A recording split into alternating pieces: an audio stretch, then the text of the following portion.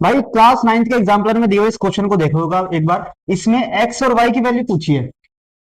इस क्वेश्चन को करने से पहले हम एक थ्योरम देखते हैं भाई। सर्कल की एक थ्योरम होती है, कहती है कि भाई अगर कोई आर्क सेंटर पे कोई एंगल बनाती है और यही आर्क अगर सेंटर के अलावा सर्कल के सरकमफेरेंस पे कोई एंगल बनाती है जो कि है यहाँ पे वाई, ये जो एंगल एक्स होगा इस एंगल का डबल होता है। ठीक है, इस थ्योरम की मदद से इस क्वेश्चन को किया जाएगा। उससे पहले इस ट्राइंगल में देखो, इन ट्राइंगल ओ ई सी, इस ट्राइंगल के तीनों एंगल्स को जोड़ के 180 आएगा। तो इन दोनों को जोड़ के 180 में से माइनस कर देते हैं, कितना आ जाएगा हमारे पास 60 डिग्री। तो ये एंगल 60 है और ये पूरा एंगल 90 डिग्री होगा, तो ये एंगल हो जाएगा हमारे पास 30 डिग्री।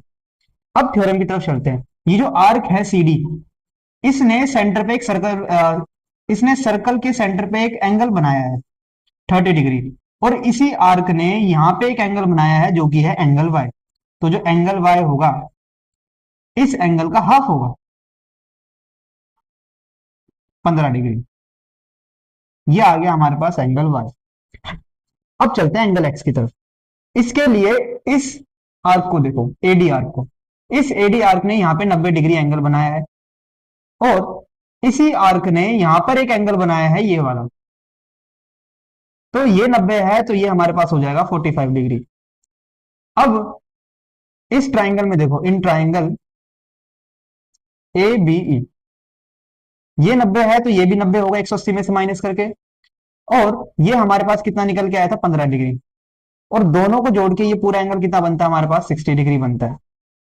तो इस ट्राइंगल के तीनों एंगल्स को जोड़ के 180 आएगा और 180 में से हम माइनस कर देंगे इन दोनों का सम, 60 और 90।